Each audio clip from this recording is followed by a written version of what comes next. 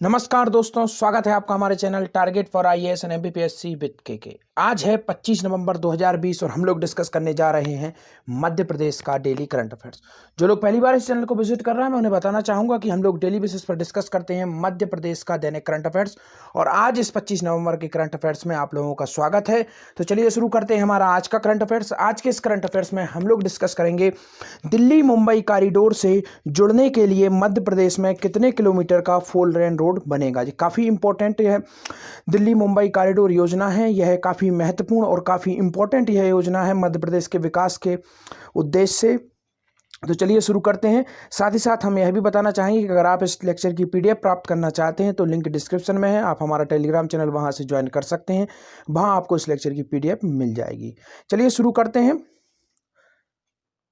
हमारा पहला क्वेश्चन है इसी से संबंधित, दिल्ली मुंबई कॉरिडोर से जुड़ने के लिए मध्य प्रदेश में बनेगा कितने किलोमीटर का 4 लेन रोड। काफ़ी इंपॉर्टेंट है यह। तो दिल्ली मुंबई जो कॉरिडोर है उससे मध्य प्रदेश को लिंक करने के लिए मध्य प्रदेश गवर्नमेंट की तरफ से कितने किलोमीटर का 4 लेन रोड बनाया जाएगा।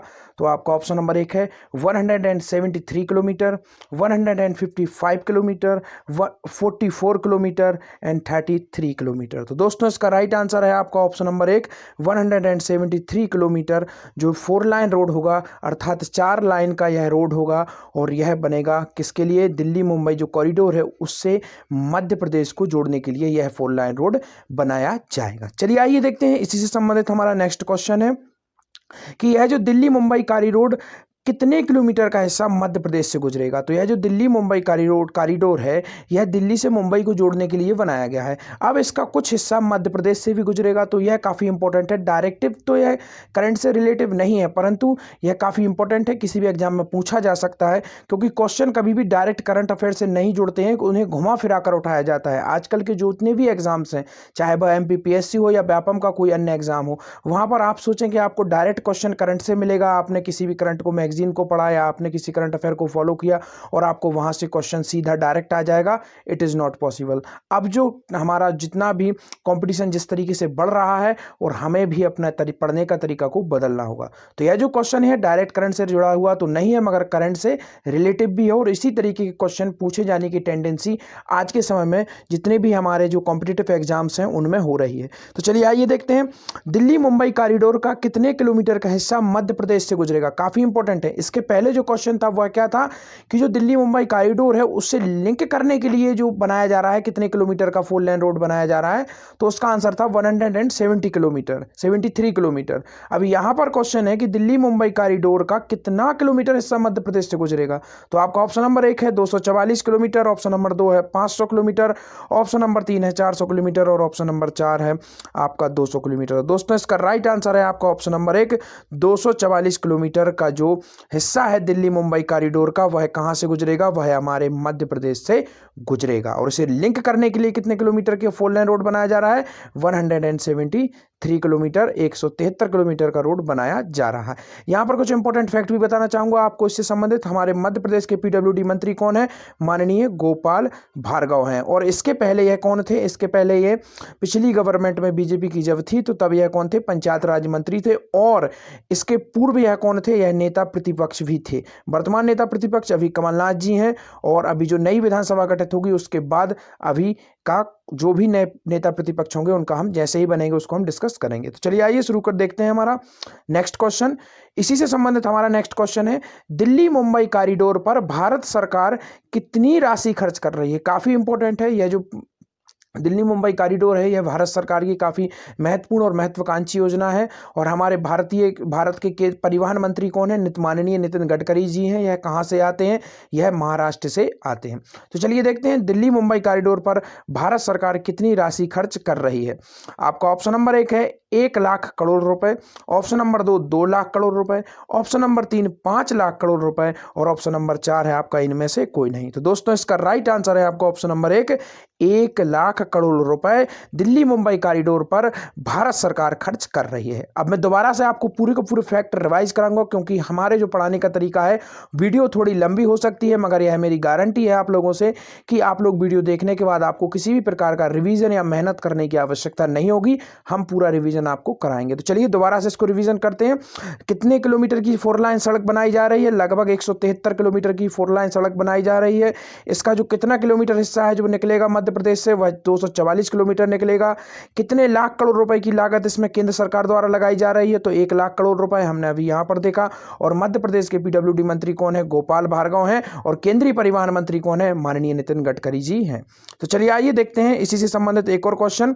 दिल्ली मुंबई कॉरिडोर को कब तक पूर्ण किए जाने का लक्ष्य रखा गया है? काफी इंपॉर्टेंट है ये। कब तक इसे पूर्ण किया जाएगा? तो आपका ऑप्शन नंबर 1 है 2023 तक, 2024 तक, 2025 तक और 2026 तक। तो दोस्तों इसका राइट आंसर है आपका ऑप्शन नंबर 1, 2023 तक। जो दिल्ली मुंबई कॉरिडोर है इसे कंप्लीट किए जाने का लक्ष्य कब तक का रखा गया है? 2023 तक का। अब यहां पर 2023 काफी इंपॉर्टेंट है। कितनी अधिकतम योजनाएं मैं कई बार आप लोगों को बता चुका हूं। मध्य प्रदेश की और देश की भी कई सारी योजनाएं हैं जिनकी डेडलाइन कब है? 2023।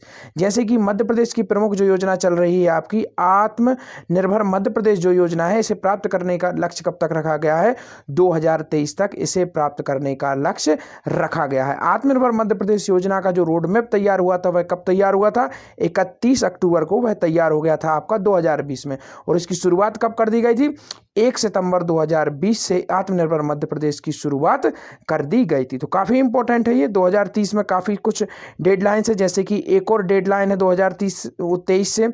मैंने कल के करंट अफेयर्स में, अगर आप लोगों को याद हो, डेली बेसिस पर अगर आप लोग हमारा करंट अफेयर्स अच्छे तरीके से फॉलो कर रहे हैं, अगर आपको याद होगा, तो मैंने आप लोगों को बताया था कि नल जल योजना जो चल रही है, जो हर ग्राम क्षेत्र में, जो हमने कल डिस्कस किया था कि जो चंबल संभाग है वहाँ के हर जो ग्रामीण क्षेत्र है वहाँ पर नल के माध्यम से जल प्राप्त किया जाएगा। और यही लक्ष्य रखा गया है पूरे मध्य प्रदेश का, नल से जल प्राप्त करने का। वह कब तक का रखा गया है? वह भी 2023 तक का रखा गया है। तो यह सब कुछ इंपॉर्टेंट डेडलाइन थी जो 2023 तक के लिए रखी गई हैं।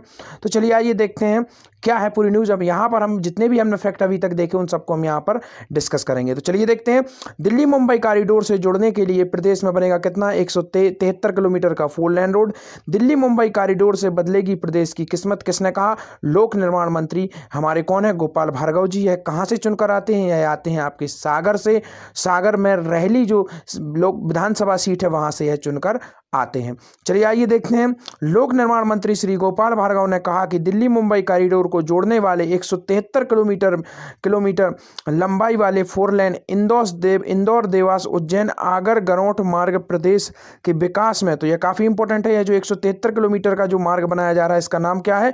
इंदौर देवास उज्जैन आगर गरौठ मार्ग प्रदेश के विकास में मील का पत्थर साबित होगा। इसके निर्माण में प्रदेश के आर्थिक विकास की नई गति मिलेगी। साथ ही साथ मंत्री श्री गोपाल भार्गव ने कहा कि भारत सरकार की अति महत्वाकांक्षी योजना जो दिल्ली मुंबई कॉरिडोर का, इसका कितना किलोमीटर? लगभग 244 किलोमीटर हिस्सा मध्य प्रदेश से होकर गुजरेगा, जैसा कि हमने डिस्कस किया था।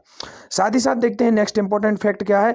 इस महत्वाकांक्षी परियोजना पर भारत सरकार द्वारा 1 लाख करोड़ रुपए राशि व्यय की जा रही है, यह भी हम लोगों ने देखा। और इसे पूर्ण करने का लक्ष्य कब तक रखा गया है? 2023 तक इसे प्राप्त कर लिया जाएगा। तो चलिए यह सब तो हमने डिस्कस किया।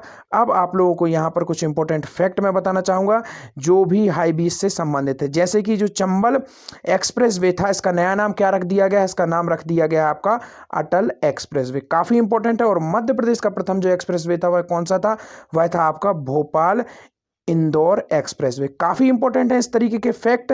और जैसा कि जो लोग हमारा डेली बेसिस पर करंट अफेयर देखते हैं उन्हें हमारे पढ़ाने की शैली का पता ही होगा कि हम लोग हमेशा कोशिश करते हैं जो भी करंट का क्वेश्चन होता है हम उसे स्टैटिक जीएस से लिंक करने की कोशिश करते हैं, जिससे कि आपकी लिंक बनी रहे और आप करंट के साथ साथ स्टैटिक जीएस को भी कवर कर लें। तो चलिए आइए, हमारी वीडियो थोड़ी लंबी हो सकती है मगर आपको सभी इंपॉर्टेंट फैक्ट यहाँ पर कवर किए जाएंगे। चलिए देखते हैं हमारा नेक्स्ट क्वेश्चन। बिजली कर्मियों की शिकायतों के निवारण के लिए कौन सी समिति बनाई गई है? तो जो बिजली कर्मचारी हैं उनकी जो भी समस्याएं हैं उनके निराकरण के लिए कौन सी समिति बनाई गई है? तो आपका ऑप्शन नंबर 1 है आंतरिक शिकायत निवारण समिति।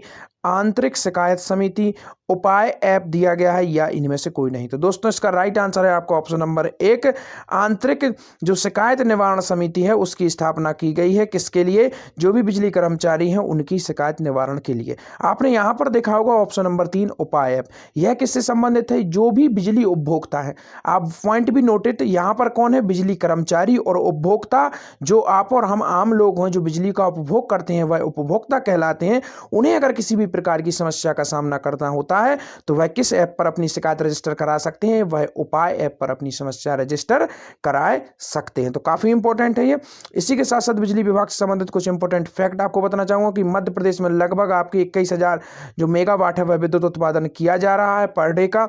साथ ही साथ यहां पर बताना चाहूंगा कि जो रीवा सौर परियोजना है वह भारत की पहली ऐसी सौर परियोजना है जिसकी बिजली जो होगी वह आपके थर्मल, तो जो थर्मल पावर होता है, जो कोयले से बिजली उत्पादित की जाती है, उससे भी उसकी कॉस्ट सस्ती होगी। और जो आपका रीवा सौर पार्क है इसकी विद्युत कहां पर सप्लाई की जाएगी? यह की जाएगी आपकी दिल्ली मेट्रो को। काफी इंपॉर्टेंट इससे संबंधित फैक्ट है। और यहां पर कुछ इंपॉर्टेंट फैक्ट आपको याद दिलाना चाहूंगा जो भी बिजली विभाग से संबंधित है, जैसे कि मध्य प्रदेश का प्रथम जो ताप विद्युत केंद्र था वह कौन सा था? चांदनी ताप विद्युत केंद्र था। और यह नेपा नगर बुरहानपुर में किसके लिए ओपन किया गया था? यह किया गया था जो नेपा नगर में नोट की फैक्ट्री है उसके लिए यहां पर इसका यह किया गया था। तो काफी इंपॉर्टेंट है ये। चलिए आइए देखते हैं हमारा पूरा क्या है न्यूज।